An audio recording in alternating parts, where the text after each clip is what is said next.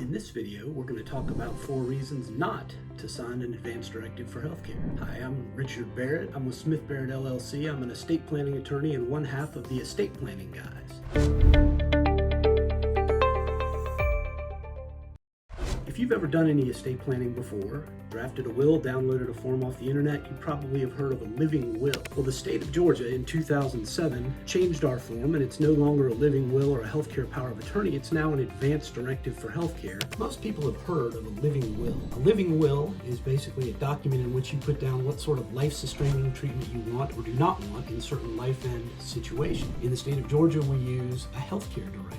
Advance directive for healthcare, where you make various life-end choices, but one of the most important you make is what you want done in the event that you're in a life-end situation, either something that's likely to be terminal very quickly, or that you're in a permanent state of unconsciousness, like the Terry Schiavo's situation down in Florida. Mostly attorneys are going to talk to you about why it's so important that you sign and complete one of these documents. What I want to talk to you about today is the other side of that coin. What are some reasons not to use an advance directive for healthcare, or maybe not fill it out with selecting every choice possible? The first reason is, what if you want your family involved? If you fill out completely your healthcare directive, it completely lays out your wishes and doesn't leave a lot of room for interpretation. For some people, that's a good thing. They want things done exactly the way they want them done, and they don't want anyone else to have to make that decision. But I do have clients, and you may be a person who feels this way too, who think they want their family involved, that they can lay out sort of a general scenario of what they want and don't want, but the real life and death decisions, they want the family to weigh in. So that's one reason that you might not want to fill out every single possible variable, every single possible option on a healthcare directive, is to give your family a little more latitude, a little more leeway in how to care for you and how to let the doctor and the hospital care for you. Another reason is, what if you don't want doctors to have the final say? In an advance directive for healthcare, we're usually talking about someone in a terminal condition or a permanent state of unconsciousness that's incurable or irreversible, as decided by 2 independent doctors who have recently taken a look at and treated the patient, you. So what if you'd rather not have 2 doctors making the final call? You'd rather your family make the final call. Well, that may be a situation where you don't want to use an advance directive.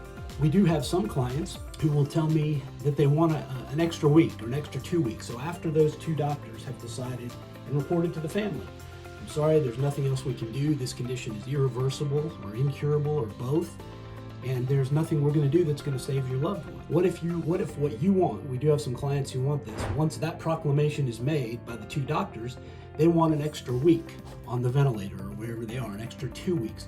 They want time for a miracle to occur. And maybe they've had a family member who a doctor said, nope, we can't do anything more, they're never coming back, and then 2 weeks later, they did come back by what they call a medical miracle.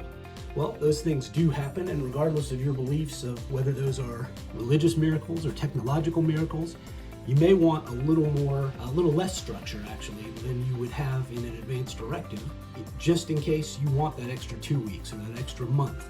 Something to think about. Finally, and this is something we get questions about, what about technology? Now, ideally, you would fill out a healthcare directive executed in front of witnesses, and then you would maybe 2 or 3 years, you'd review it with your estate planning attorney. That would be ideal.